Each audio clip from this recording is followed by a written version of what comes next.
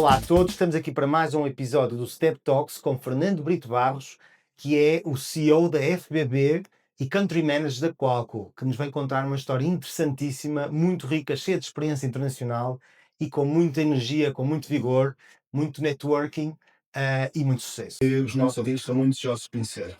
Olha, é um percurso relativamente curto, vamos dizer assim, mas interessante, porque no fundo, pá, eu tive a oportunidade de, logo no início da minha carreira, de ir para o estrangeiro. Eu trabalhava no Grupo Alcatel em Portugal. Como tenho o privilégio de ser bilingue, pá, e ter feito formação francesa durante muito tempo, fui convidado para ir para uma das divisões, para a divisão de comunicação empresarial em Paris, onde tive, pá, um responsável, o presidente da divisão, é vida excepcional, o Filipe Cofre, que realmente me deu um conjunto de oportunidades de crescimento muito interessantes.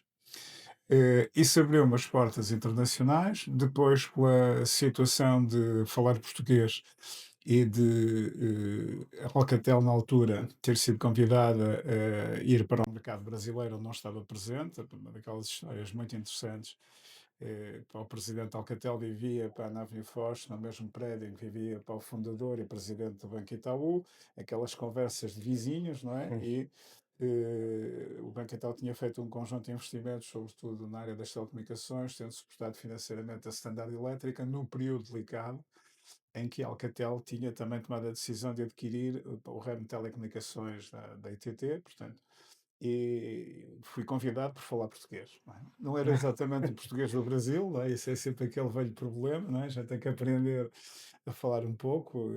Tenho algumas situações muito interessantes em que, depois de fazer uma palestra, para as pessoas me perguntarem coisas tão simples, o que era um tufone, porque a gente diz Ah, telefone, e eles dizem telefone, e portanto, pá, e eu estava a fazer uma palestra para a Telange no Rio de Janeiro.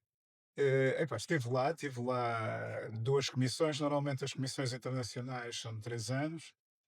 A mim solicitaram-me que ficasse. Foi excelente, foi um momento muito agradável do Grupo Alcatel no Brasil. Eu fiquei como diretor estatutário do grupo por causa da nacionalidade portuguesa, é de ser mais fácil conseguir a situação de residência no Brasil, porque isso era essencial. E além de ser diretor estatutário do grupo, tinha a situação da presidência da divisão de comunicação empresarial. Nós conseguimos crescer muito na altura, pá, eu acredito que o que eu estou a dizer é absolutamente verdade, porque tenho os números da época.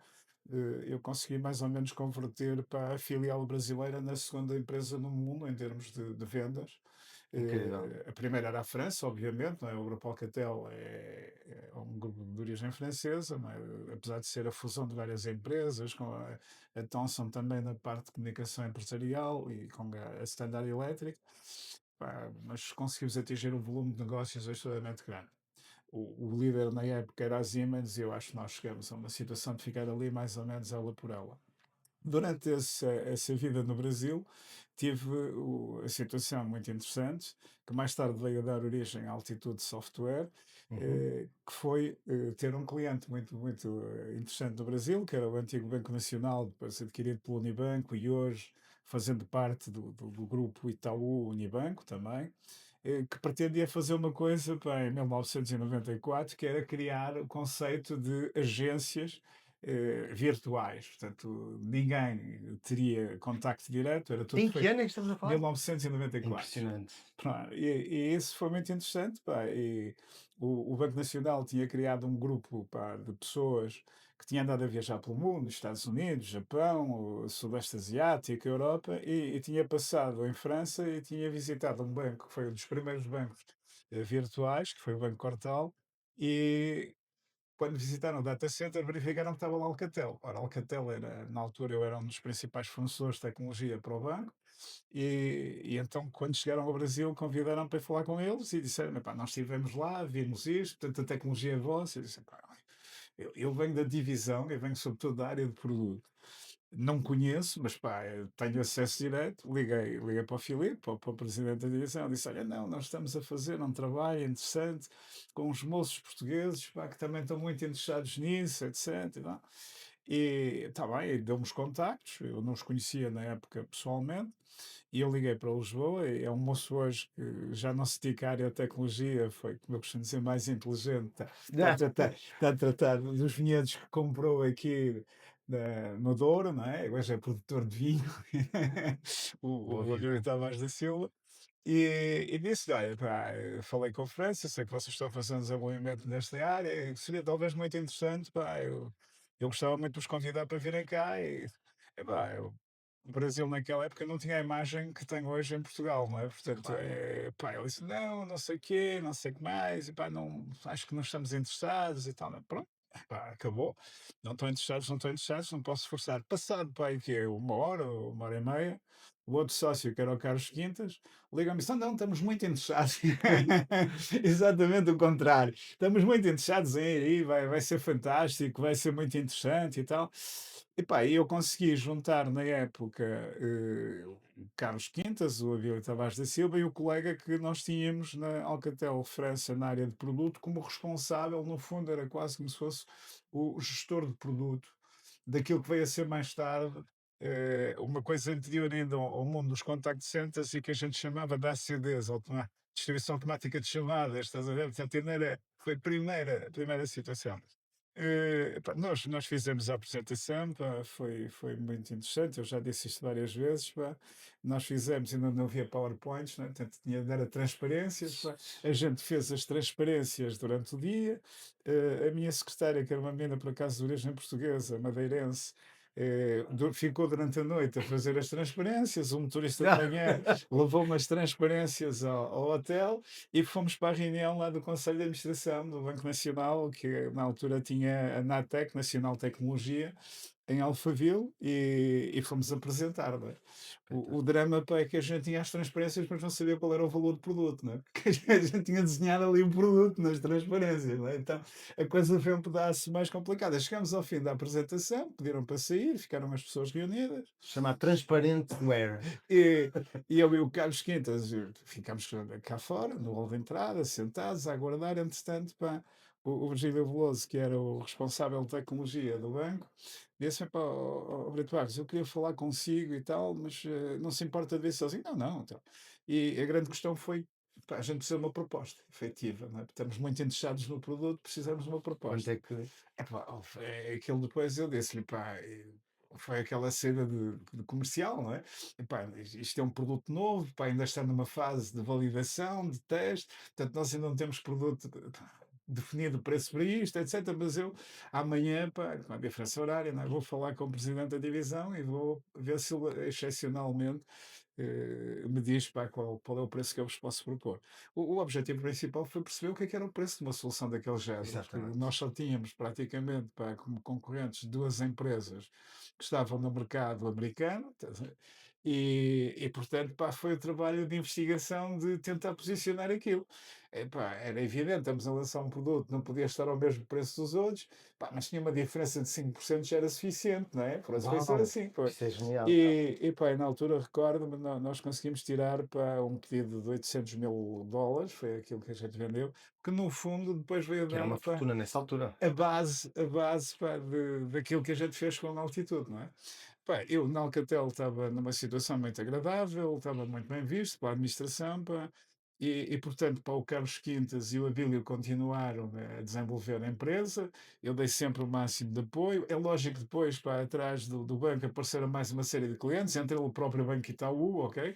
Onde nós vendemos a solução para fazer a área de recuperação de crédito. Foi uma encomenda enorme, na altura 6.000 agentes era uma coisa, pá, de uma dimensão.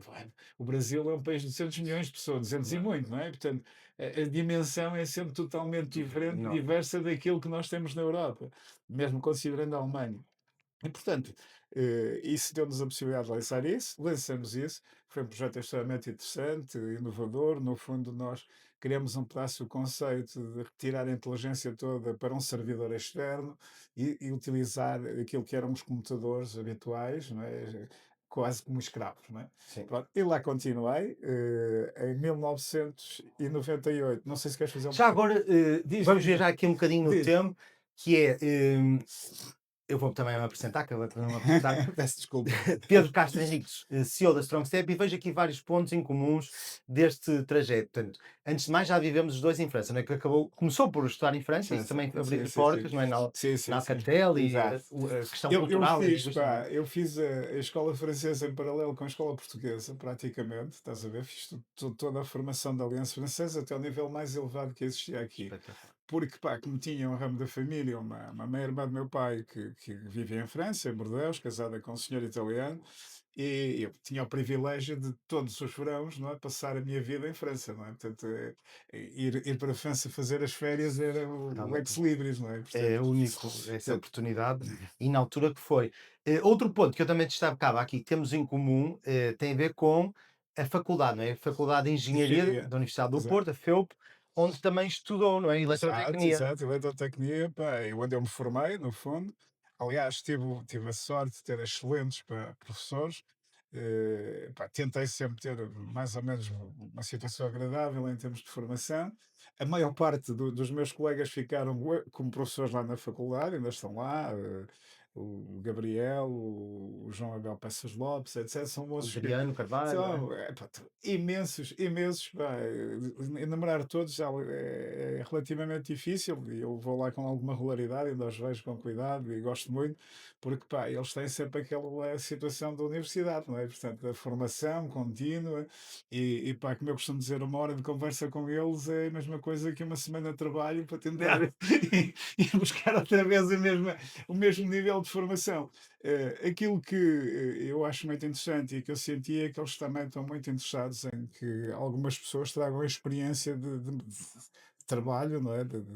Real, não é? Do exterior da universidade e, portanto, eu tenho tentado fazer isso. Sim, já agora, passando então aqui no próximo passo, aqui olhando para aqui para a minha cábula, não é que deste percurso muito rico e variado, mas muito também à volta das tecnologias e das telecoms, foi a Next Zero One também 10 anos no Brasil, não é? Pá, Portanto, a Next Zero One foi aqui em Portugal, ah, Portugal e Espanha. foi Portugal Portugal, e Espanha, ok. Espanha. A Next Zero One, pá, é no fundo a atividade comercial e de serviços do Grupo Alcatel na área de comunicação empresarial, que depois de ter sido adquirido por uma empresa americana, houve uma proposta de se fazer um management buyout. E, portanto, juntamos cerca de 40 colegas, fizemos essa aquisição. Epá, no início correu bastante bem o projeto, depois começamos a ter alguns problemas. Houve sempre um problema grave que é pá, na Alemanha, que era uma das subsidiárias importantes, estás a ver? A Alemanha teve sempre o problema de uma certa limitação por concorrência entre a Siemens, a Bosch Telecom e a Alcatel, não é? Portanto, eu tive alguns anos a responsabilidade, antes de ir para o Brasil, de acompanhar a Alemanha, epá, e fizemos várias trocas de direção, fizemos toda a tentativa de conseguir melhorar, pá, mas a gente chegava ali aos 12% de market share e acabou, quer dizer, aquilo Ok. não havia hipótese, não havia alternativa, não é? Da mesma forma que em França acontecia a mesma coisa, não é? Que a Alcatel também tinha tido a inteligência de fazer uma empresa de comercialização direta e outra através de servidores e, portanto, tinha um market share também de 70 e muitos por cento, 80% em França, na área das comunicações privadas, não é? Essa foi a situação. Muito interessante. E também, desde essa altura até agora, é um ponto, depois podemos falar um bocadinho mais à frente, mudou muito esta. Embora vamos chamar-lhe o ego francês e o ego alemão, e se formos ver pela Europa, mantém-se muito o Mas proteccionismo do mercado. Embora o mercado hoje seja um mercado único, mesmo assim, não falando a língua local, não tendo uma representação local, acaba por ser esquece, esquece. difícil, não é? A Uma penetração no mercado. localização de produto é essencial, quer a gente queira, quer não, isso é uma coisa que é mais ou menos essencial. É evidente que quando a gente fala localização de produto, tu tens com 4 5 línguas, 6 línguas, tu ocupas o espaço, não é? Portanto, o inglês é para muita gente o esperanto, não é? Tens o francês, tens o espanhol. Se tiveres o alemão, já consegues ter também a situação dos países da expressão germânica, um pedaço dos Países Baixos, a Áustria, a Alemanha, não é? Que são importantes do ponto de vista financeiro, estás a ver a situação, e depois começas a ter o espanhol que te dá a possibilidade de entrar na América Latina, praticamente toda, não é? Apesar de, como eu costumo dizer, e pela experiência que eu tenho da América Latina, é mais interessante falar o galego do que o castelhano, não é? É Porque é engraçado. mais próximo, até há explicações das pessoas que emigraram, que foram essencialmente da costa da Galiza, não é? Portanto, há uma fortíssima influência por parte da, da língua, se quiseres, não é? Nos países da América Latina, pensei que é muito simples para nós falarmos, não é? O portunhol entende-se muito bem naqueles países todos, da Cordilheira Andina, a própria Argentina, etc. Se bem que os argentinos são muito vaidosos e têm mania que são italianos, os italianos da América Latina, portanto, consideram-se um bocadinho acima dos outros. Hum. É sério. E onde é que nasceste? Aqui, eu sou natural da cidade do Porto, ok? Sim. Nasci na freguesia mais ribeirinha da cidade, Massarelos, Boa. ok? Ok. Pá, estive aqui até aos meus 16 anos, até acabar o liceu. Foi na altura que aconteceu o 25 de Abril, as universidades fecharam e, portanto, a minha família pá, de França deu-me a oportunidade de estudar para lá e eu tomei essa decisão, ok? E correu muito bem no início. Infelizmente, passou. Sou filho único e a minha mãe teve um problema grave de saúde que acabou por conduzir a ela ter falecido. E o meu pai pôs uma questão muito claramente, não é?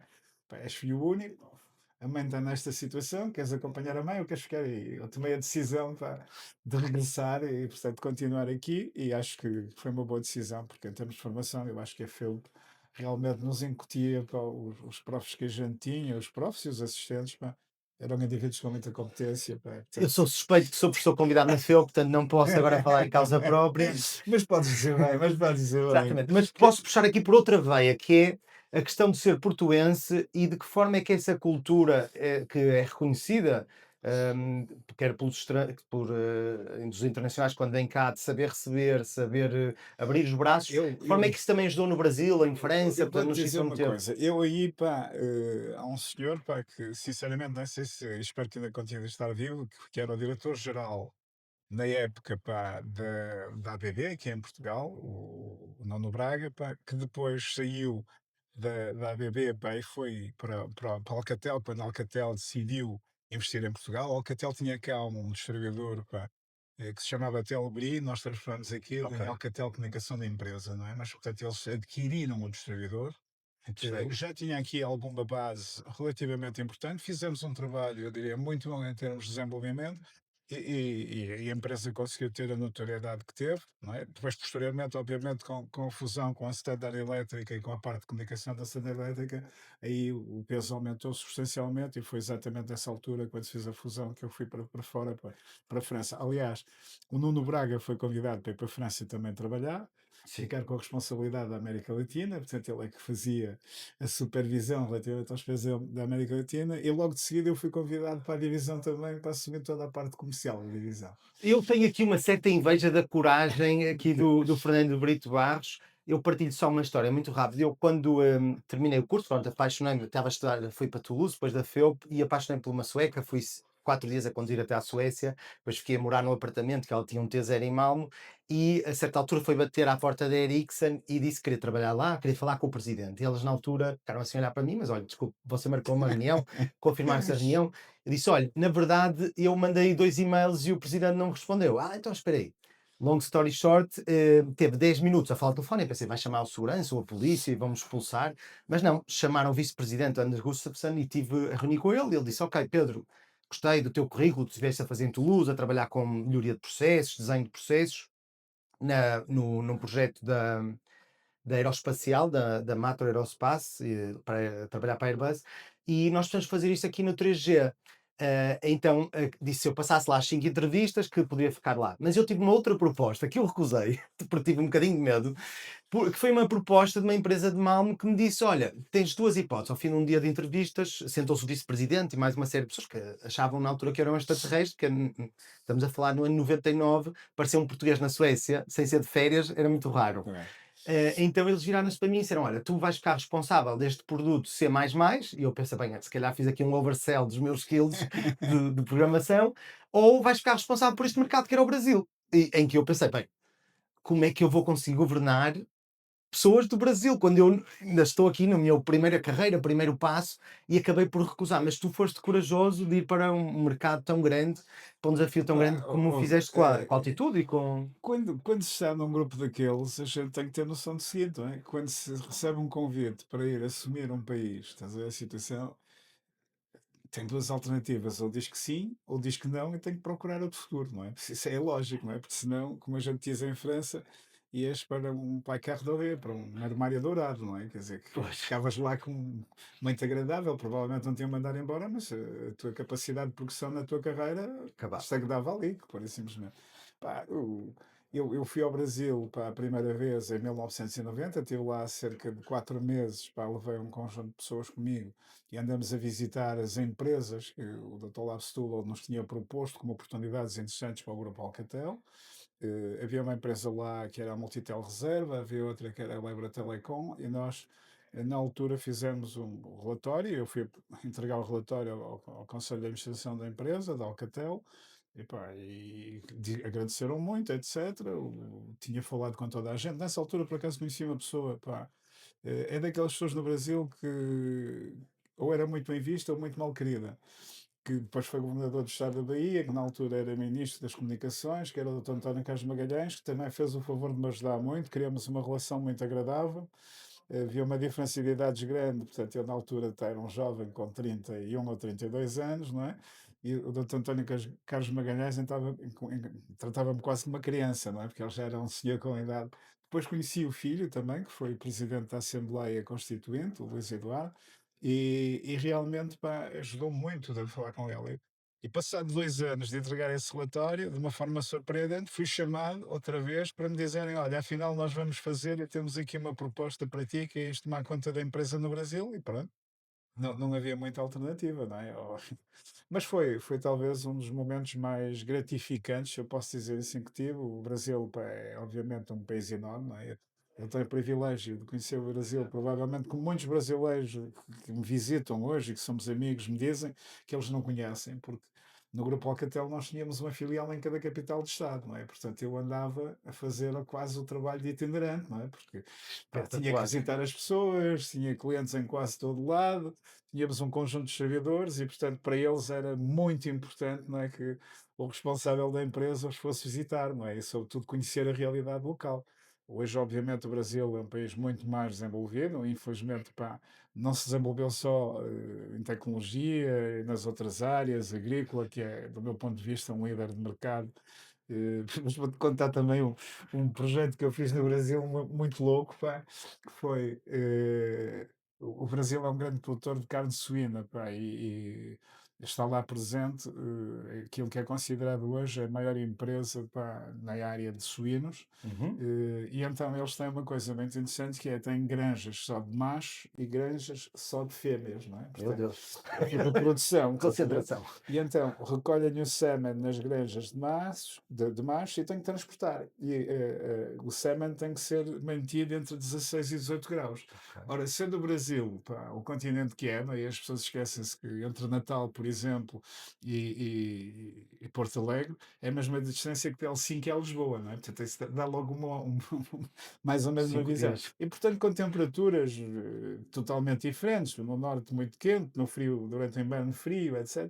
E eu desenvolvi um sistema de monitorização para manter que aquilo era transportado numas carrinhas, pá, tipo van, e tinha, pá, no fundo, Legislação. uma arca frigorífica atrás, e a gente tinha que manter a temperatura sempre os 16 e os Espetacular. 18 graus. Porquê? Porque senão o sêmen era utilizado, podia ter alterado, digamos, as suas características, e quando faziam a inseminação não se Não resultava. conseguia, e isso dava um prejuízo brutal, Brutal. obviamente. Então fiz isso, ainda cheguei a ter uns 16 ou 17 carros, pá, lá controlados por mim, pá, já uma solução totalmente avançada, tudo na nuvem, só tinha os transdutores a nível dos carros, etc. Mas o Brasil tem destas coisas extraordinariamente interessantes. Portanto, é um país apaixonante, é um país que cria pá, um desafio muito grande. É pena, pá, a parte de crime, a parte de segurança, pá, Pois. física, e essa digamos, o senão do Brasil, porque senão, obviamente, era com certeza um país muito, muito.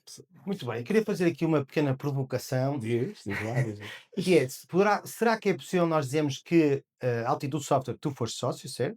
E fundador, que é a primeira empresa realmente global portuguesa? Será que Eu, podemos eu dizer vou isto? dizer o seguinte: eu acho que a Altitude, por muito que as pessoas possam pôr em questão, foi a primeira grande startup portuguesa. Essa é a realidade. Sim. Nós conseguimos, pá, fizemos isso. O Carlos Quintas, numa viagem aos Estados Unidos, pá, foi fazer, pá, uma feira, uma coisa qualquer, encontrou um dos principais editores, agora não me recordo o nome da revista, mas um dos principais editores da revista de tecnologia de Nova Iorque. E pá, e no fundo a Altitude acaba por sair na primeira página da revista, estás a ver, na capa da revista, não é? Dizer, epá, a empresa portuguesa consegue fazer uma revolução de tecnologia. Incrível. E esse foi abrir-nos o caminho. O primeiro grande investimento que tivemos, pá, nos rounds privados, e a Altitude conseguiu atingir cerca de 80 milhões de dólares, perdão, de rounds privados, foi exatamente de um fundo, pá, de Nova York, que depois nos vieram visitar e que nos deu a capacidade de crescer, estás a ver a situação. E a empresa cresceu de uma forma bastante rápida. Nós tínhamos, pá, filiais em praticamente todo lado, tínhamos no Canadá, nos Estados Unidos tínhamos, a nossa sede estava em Malpitas, que é, digamos, na ponta da Cisco Avenue, está mesmo ao lado da Cisco Avenue, e É depois tínhamos, Silicon Valley? e depois tínhamos uma série de presenças, pá.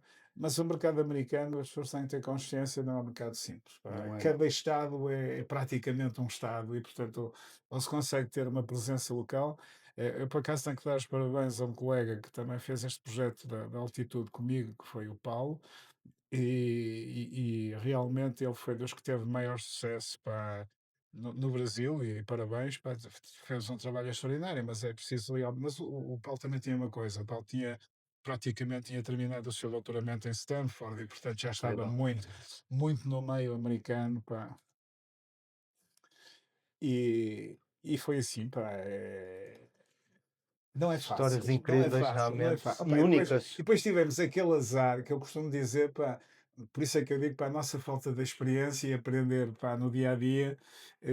Nós tivemos dois problemas, pá, tínhamos um sócio muito interessante, pá, que infelizmente faleceu também praticamente de repente, em 6 meses, com um problema canceroso e que no fundo estava por trás da empresa, mas ele era um indivíduo, pá, que era professor lá, de economia em Lisboa, e portanto dava-nos essa capacidade de análise, etc. E o desaparecimento dele já nos trouxe ali o Vieira Vamos. Martins já nos trouxe ali um problema, pá, na nossa quantidade. Depois, pá, fizemos o IPO com base, pá, no suporte da Goldman Sachs e do Credit Suisse, pá, e não sei por que razão, para nós íamos fazer o IPO na Bolsa de Amsterdão, a Goldman Sachs resolveu marcar para o dia a seguir às eleições americanas.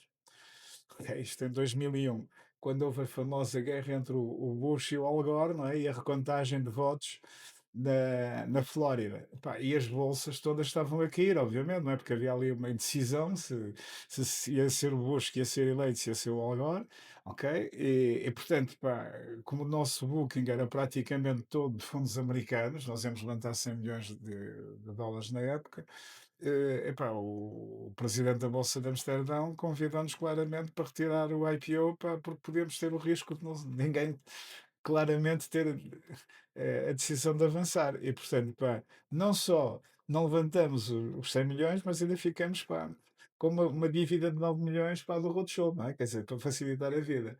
Aí, pá, tenho que citar, pá, duas pessoas que me ajudaram muito nessa fase. O Carlos Quintas, pá, era um indivíduo que já Uhum.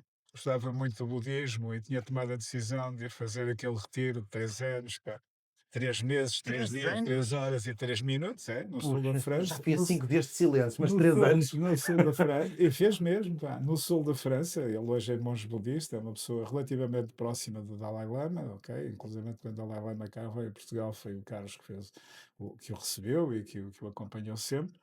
E pá, e portanto, no fundo, eu fiquei naquela situação de agora tenho que mandar isto para a frente, não é? Epá, aí nós tínhamos dois acionistas portugueses, pá, que Uhum. tinham investido, que foi o Miguel Ramos de Salvador Caetano e o Paulo Azevedo da Sonai, pá, que me ajudaram muito, pá, e no fundo a Sonai, eles tinham investido bastante dinheiro, tanto quanto me recordo, cada um tinha investido cerca de 10 milhões de euros, e portanto, pá, auxiliaram muito. Foi uma experiência relativamente interessante. Não gostaria de repetir, pá, mas quando estás numa situação delicada financeira, que tu tens 550 pessoas no mundo, Puxa. que tens um custo superior àquilo que estás a faturar e que tens que fazer um conjunto de ações, epá, aquilo que aqui em Portugal se chama de PER, estás a ver?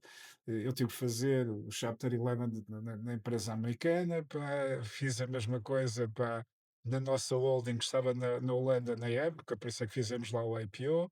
Tive que fazer a mesma coisa em França, e portanto, essa situação de ter que enfrentar pá, tribunais de comércio e conseguir efetivamente o apoio, mostrar que tens a possibilidade de relançar a empresa, ok, é extremamente interessante. É evidente que tens apoios. Em muitos destes países, aquilo que acontece é que, no fundo, acaba por ser pá, o próprio Estado que assume pá, a indemnização das pessoas, ok, quando deve Sim. fazer reduções, e que te dão prazos. Pá, eu recordo na França, eu por acaso não era o responsável, era o Carlos que era o presidente da empresa, mas por eu falar francês, fui eu que fui a tribunal, ainda é quase que ele Puxa, sendo expulso do tribunal pelo juiz que estava a presidir, ok? Mas eu tive que lhe explicar: olha, eu só estou aqui porque o meu colega fala muito bem inglês, melhor do que eu, mas não fala francês, e como aqui se tinha que falar francês, portanto fui eu que vim representar. Ele compreendeu, pediu 5 minutos, foi fazer uma conferência com os outros dois juízes, porque eram três juízes, né, que estavam lá, e voltou e resolvemos o problema, epá, e nós conseguimos. É claro. isso que é extremamente importante. Fizemos pá, uma redução de pessoas. O Estado francês arcou com uma situação de indemnização e nós ficamos com 11 anos para pagar, estás a ver? Portanto, deram-nos Ok. um prazo e, claro, com uma taxa de juros, obviamente, daquelas que qualquer pessoa gostaria de ter, não é? Portanto, este tipo de experiências é muito interessante, pá, e tivemos de fazer isso, Sem dúvida. pá, tive que andar a É fazer único. isso. No fundo, andei 2 anos, mais ou menos, a negociar para todas estas reduções, a trazer a empresa para qualquer coisa de agradável, e depois, pá, o Paulo Azevedo, pá, apresentou um colega que trabalhava na Sonai, que depois assumiu a presidência da empresa, e eu percebi claramente também que tinha que me desligar da empresa. Pá, ninguém gostava de ter uma pessoa que tinha falhado um IPO na empresa, é assim, tá a ver? Mas isso é muito curioso, a tua abertura e a tua capacidade realmente de vanguarda, porque nos Estados Unidos, não é? E eu imagino no Brasil será mais semelhante também, que não conseguir à primeira é o mais habitual, não é? E o É, assumir isso mas, para depois aprendermos e mas sabes ultrapassarmos, não que é? aqui é uma grande diferença da cultura europeia para a cultura americana, estás a ver? Penaliza quem tenta. Na Cá, cultura americana, pá, a pessoa tem o direito de falhar e ninguém o vai prejudicar por isso, e ele pode ter mais um ou dois projetos até atingir sucesso, etc. Na Europa, não, pá, as pessoas têm uma visão, pá, quer dizer, falhou uma vez e falhar para todo sempre. Pá, isso é totalmente errado, quer dizer, não. E eu acho que as pessoas vão cada vez mais assumir, pá, que só não falha quem não tenta, não é? É claro. evidente, não é? Se o tipo estiver na chamada zona de conforto, não vale a pena estar preocupado com a situação de ter sucesso ou não, não é? Portanto, essa é a situação, e eu sistematicamente fiz isso, pá, e vou continuar a fazer, é aquilo que eu estou a dizer. O projeto Claro. que eu estou a lançar neste momento é a mesma coisa. Exatamente. Já vamos então passar este projeto, mas antes ainda passaste pela Spread, não é? Pela Qual que é Pela grega, não spread, é? exato. E na Collab, não é? Exato. A Spread é uma empresa, pá, muito grande. Tinha sido um distribuidor do meu tempo de Alcatel. Eu tinha uma relação de amizade pessoal com o fundador da empresa, que hoje, inclusive, já se retirou, vive em Miami, na Flórida.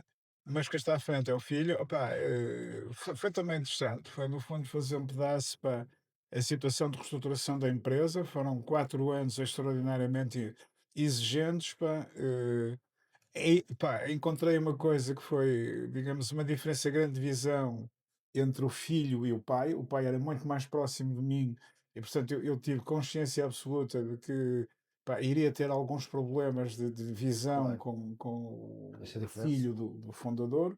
Pá, mas correu bem, não tenho nada a dizer, bem pelo contrário, continuamos a ter uma boa relação, e foi exatamente nessa altura. Eu já tinha conhecido no tempo da altitude o pessoal da Qual, porque, como é lógico, pá, é preciso uma solução de contact center para contactar os clientes, não é? Naquela altura, né, era de call center, não era de contact center, né? Porque era voz que se utilizava. E, portanto, eh, eles souberam que eu fui para o Brasil, foram visitar, epá, e fizemos mais ou menos um roadshow por todos os grandes bancos, estás a ver? Porque são todos os principais, o, o Bradesco, o Itaú, pá, o Banco do Brasil, o Santander, que já era também um banco já de grande dimensão, pá, e depois decidiram claramente que seria interessante. Mas estás a ver, mais uma vez, quando se faz a internacionalização de uma empresa, eu acho que é essencial que pessoas com muito conhecimento com muita experiência, que trabalhem a nível central, sejam enviados, estás a ver? Mesmo que eventualmente não falem a língua, porque isso dá uma credibilidade e dá um suporte à Claro. unidade local. Isto é, Quem é e esta estes, pessoa? Quem é esta empresa, não pá, é? as empresas cometem esse erro, querem fazer as coisas, manter os meninos todos debaixo da zona de conforto, Ficou em etc. casa e É, arranjou um pá, comercial local. uma grande sorte que eu tive, pá, na altitude foi que sempre que montamos uma filial, nós pegamos num dos melhores colaboradores que tínhamos e colocávamos lá. Há um moço que hoje está na área de tecnologia de um grande grupo, que é o Teleperformance, que Sim, toda a sim. gente conhece, estás a ver? O Mário Silva Pereira, por exemplo, teve no Brasil pá, aí uns 4 anos, pá, como responsável de toda a parte de suporte, por isso a unidade brasileira cresceu tão rapidamente, estás a ver? Porquê? Porque tinha uma pessoa que tinha o conhecimento, ok?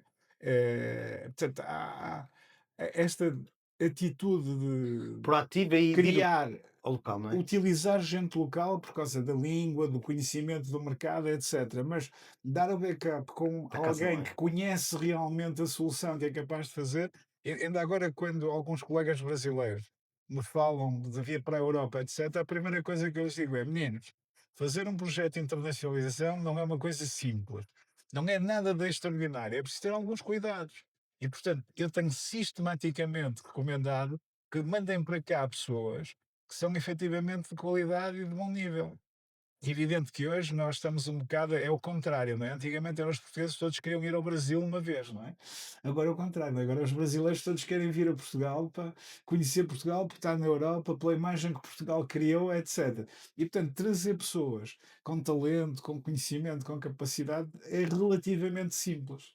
Muito interessante. Tu usaste aí uma palavra que despertou aqui também o interesse, que é a questão da qualidade. O que é que tu achas que é importante na qualidade? O que é que tu Putz, vamos lá ver uma consideras? coisa. Quando tu estás num mercado muito grande, como o mercado brasileiro, e tu falas, por exemplo, no mundo tecnológico, tu tens muita gente com formação. Aliás, há uma grande diferença que é nós, em Portugal, privilegiamos sempre a universidade pública, felizmente, pela qualidade que ela tem. Ok? O Brasil é o contrário.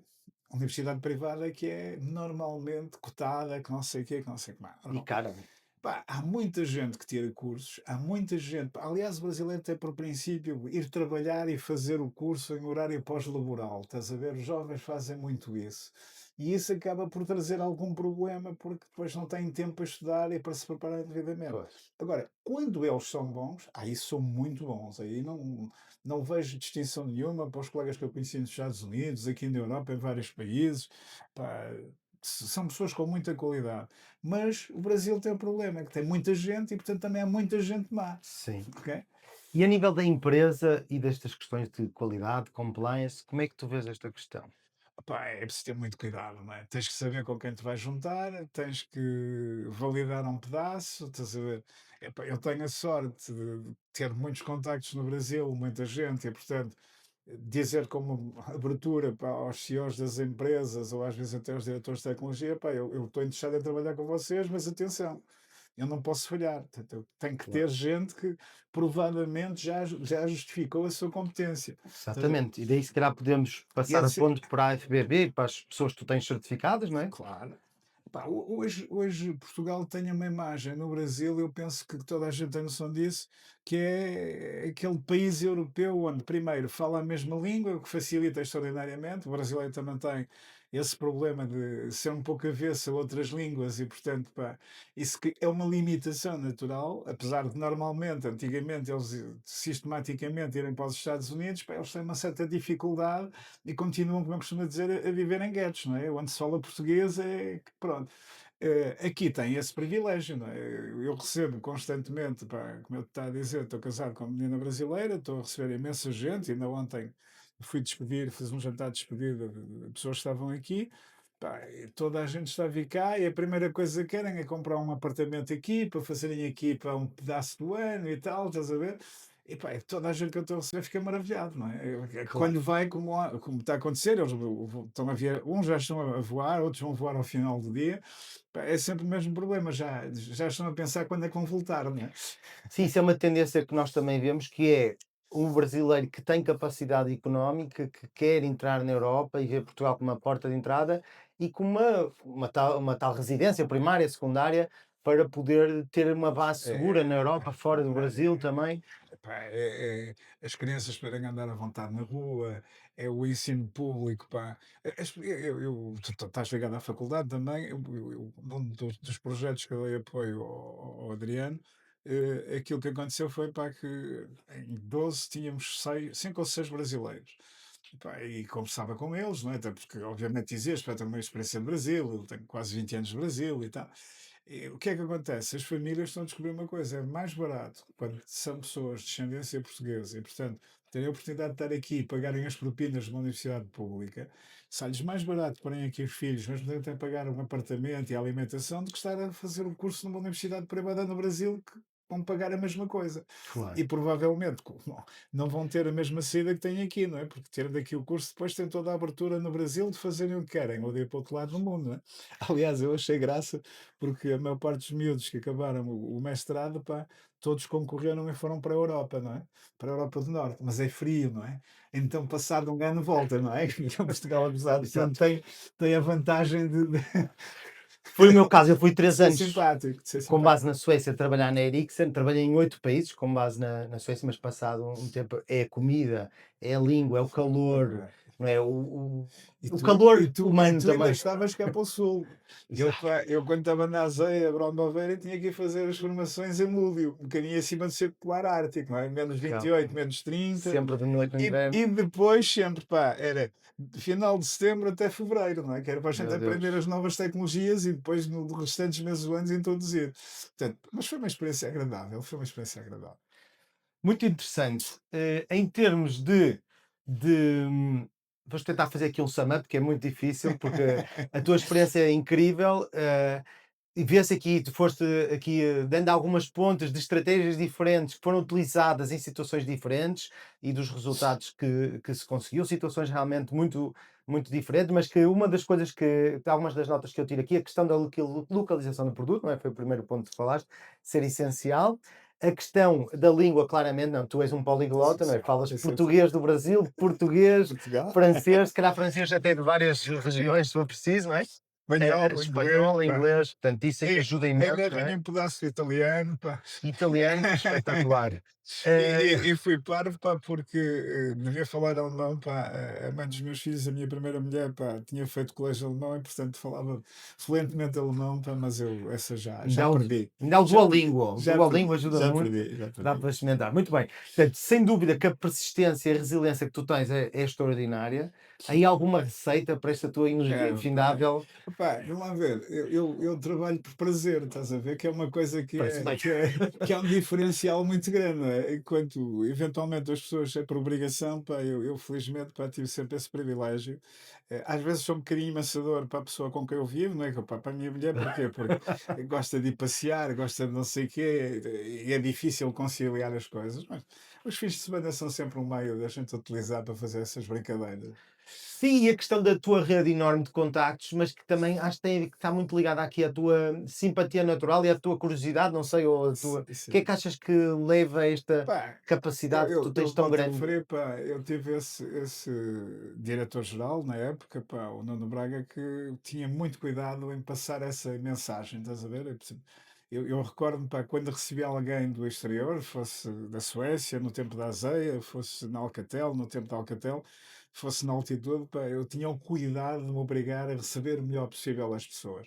Porque é óbvio, uma pessoa está num país diferente, está não sei o quê, é um momento, pá, como eu costumo dizer, era uma forma de vender também um bocadinho de Portugal, não é? Portanto, Claro, e, nossa boa e imagem. isso é essencial no contacto internacional. E também falaste aqui da questão do alinhamento da cultura, que depois se reflete na cultura empresarial, não é? E deste até o exemplo de um pai e de um filho que tinham culturas ou maneiras de estar diferentes, Exato. não é? E que isso também é importante. Absolutamente. Quer dizer, a pessoa tem que se adaptar, tem que se esforçar por estar o mais próximo possível dos países onde estiver, não é? Se não for isso, acabou. Quer dizer, crias um litígio porque não consegues ultrapassar. Primeiro tu começas-te a cansar e a primeira ideia que te surge é vou voltar. Ok? A segunda é o teu interlocutor local vai tomar o mesmo tipo de atitude, vai começar a bloquear-se, vai começar a distanciar. Portanto, isso só se consegue com essa abertura. Muito bem, foi espetacular esta conversa. Espero que também tenhas gostado e Foi que interessante, foi interessante. gostaríamos de depois repetir. Já agora, vamos lançar aqui um desafio que é, serias capaz de indicar 3 pessoas, falaste aqui de algumas, não é? Sim. Mas que tu considerasses que seriam interessantes nesta lógica destes temas que falamos aqui hoje? Pá, aqui em Portugal, pá, eu acho que há um menino, pá, que eu vou-te dar um que eu acho muito interessante, é o José António Cardoso, pá, da Teleperformance, que está a viver em Londres. Foi a última vez que falei com ele, foi o que ele me disse. Pá, que é um moço brilhante, pá, foi nosso colega, pá, na Altitude Software, sempre tive uma excelente relação com ele. Depois foi fazer o, um MBA na Católica, pá, e a partir daí catapultou a vida dele para o futuro que ele tem tido, é extremamente risonho. Eu acho que o José António Cardoso é uma pessoa que tu devias tentar solicitar. Eu tenho os contactos dele, estás a ver? Muito bem. Portanto, não tem problema nenhum. O, outra pessoa que eu acho, pá, que seria, pá, que é muito interessante, também eu já li algumas coisas que ele fez também no podcast, é o Paulo da. Meu Deus, como é que ela se chama a empresa? Que é hoje uma das maiores empresas portuguesas, pá, De... nos Estados Unidos. Paulo, espera aí, É unicórnio? unicórnio. Sim, eu acho que eles até estão neste edifício. Também me está a falhar o nome, mas acho que eles estão aqui Espera também no aí. Working. Eu vou continuando a falar e digo-te, o Paulo, pá, tem uma experiência extremamente interessante, tem a situação também, uma pessoa que eu acho que é brilhante. Pá, assim a priori, porque os outros, para te dizer, tinham que ser estrangeiros, estás a ver? Não tem problema nenhum. Epá, eu não sei, pá, se o Philip Coffey está retirado, mas epá, foi aquilo que eu posso chamar um dinossauro das comunicações, estás a ver? Porque no fundo ele começa na Ericsson França, estás a ver? Quando ela depois É é capaz. adquirida pela Thomson CSF Telefone. Depois, pá, fez a fusão com a Alcatel e ele assumiu a divisão de comunicação empresarial. Depois, ainda por cima, teve também que assumir, no fundo, a situação da Standard Elétrica, estás a ver? E era o homem do produto, não é? A Alcatel, nessa altura. Foi pena, pá, não conseguimos ter dado aquele salto em frente, pá, que empresas como a Cisco fizeram, etc., posteriormente, estás a ver? Passar para a telefonia IP portanto, criar um novo mundo, um novo espaço. Mas andamos lá, nós temos um grupo de trabalho, de estratégia, pá, andamos lá muito próximos, pronto, acontece, é tal situação. Então, Obrigadíssimo, Pedro. Fernando Brito Barros, muito obrigado por ter participado do nosso Step Talks. Eu acho que foi espetacular. Espero que os nossos ouvintes também gostem. E mais uma vez, muito obrigado.